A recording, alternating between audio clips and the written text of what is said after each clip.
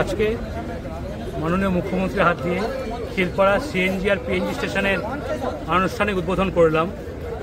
এতদিন পর্যন্ত শিলপাড়ায় mother station ছিল না, তার জন্য আমাদের কি করতে হতো, আগরতলা থেকে সিলিন্ডারে করে গ্যাস নিয়ে বিভিন্ন সিএনজি স্টেশন দিতে হতো বা বাড়িতে পৌঁছতে হতো।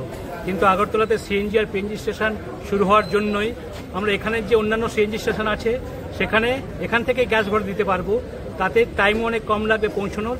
এছাড়াও বাড়িতে যে আমরা গ্যাস কানেকশন দিই ডিপিএনজি, সেটা আরও অনেক বেশি কানেকশন দিতে পারবো এই স্টেশনটা উদ্বোধন হওয়ার পরে। তো তার জন্য যা যা দরকার সবে তো উদ্বোধন হলো, আমরা শুধু 24 ঘন্টা চালুই করব না, এর সাথে সেফটি ফিচার্স বা আপনার যে পরিষেবামূলক যেগুলো বলছেন দাবি দেওয়া করছেন সেগুলো আমরা নিশ্চয়ই পর্যালোচনা করে সব কিছু আমরা করব।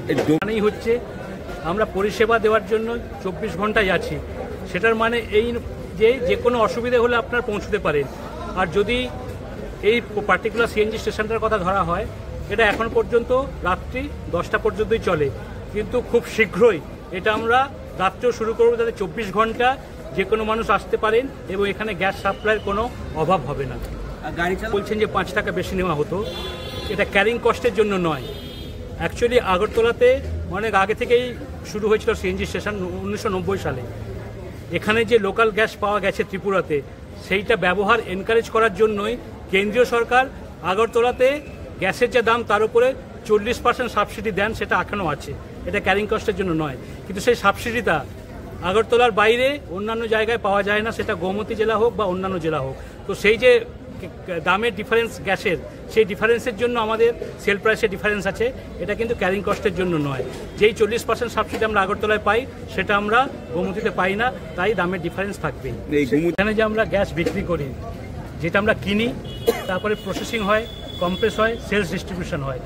এই যদি এক্সাম্পল দিচ্ছি, যদি 100 টাকা দামে হয়, তার 60 থেকে 65% তো চলে যাচ্ছে গ্যাস কিনতেই, তারপরে আমাদের যে কম্প্রেশন এবং লজিস্টিক লাগবে, তো সেখানে আমাদের মার্জিন খুবই কম।